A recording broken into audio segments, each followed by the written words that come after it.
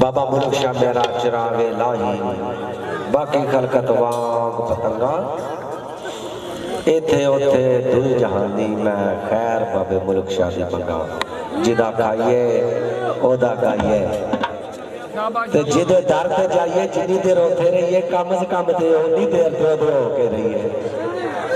पैंतली सवाला खिदारा